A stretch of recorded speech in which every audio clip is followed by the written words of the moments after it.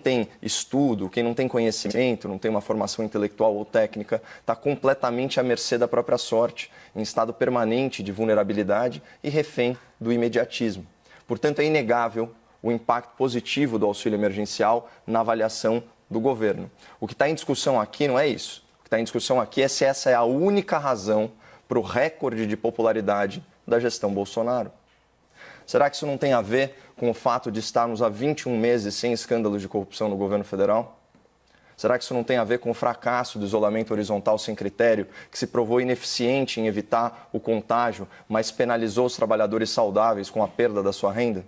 Será que isso não tem a ver com a frustração das previsões alarmistas dos especialistas, sobre número de óbitos por Covid-19, sobre taxa de desemprego e sobre queda no PIB?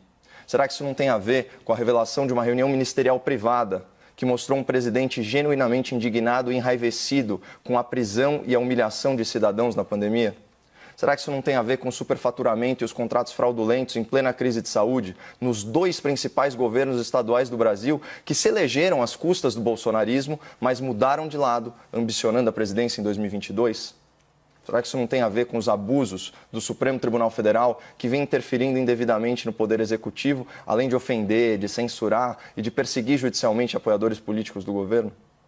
Será que isso não tem a ver com o fato de que os maiores adversários e detratores do presidente na política, na justiça, nos movimentos ativistas e até mesmo na mídia aparecem implicados em escândalos criminais e delações premiadas? Será que isso não tem a ver com o excesso de militância política na imprensa, que tem os seus dois maiores grupos de comunicação fazendo oposição sistemática e acrítica ao governo? Na emissora de maior audiência, chegaram a associar o presidente da República ao assassinato de uma parlamentar, mesmo contra todas as evidências noticiadas na própria matéria. No jornal de maior circulação, um editorialista publicou um artigo odioso intitulado "Por que torço para que Bolsonaro morra?". Atos contra o governo, realizados por vândalos encapuzados e armados de paus e pedras, foram rotulados como manifestações democráticas, enquanto as imagens mostravam esses delinquentes agredindo a polícia e atacando grupos com mulheres, crianças e idosos. Vocês acham mesmo que a população não percebe isso? Eu já disse e vou repetir, as elites da política, da justiça e da imprensa estão conseguindo a proeza de transformar um dos homens mais poderosos do Brasil em uma vítima perante a opinião pública. Porque a tendência natural das pessoas é ter empatia por quem é atacado injustamente a todo tempo. Então, se você acusa um presidente de fascista e autoritário, mas ele defende as liberdades individuais do cidadão contra os abusos dos governadores e dos prefeitos, ele sobe.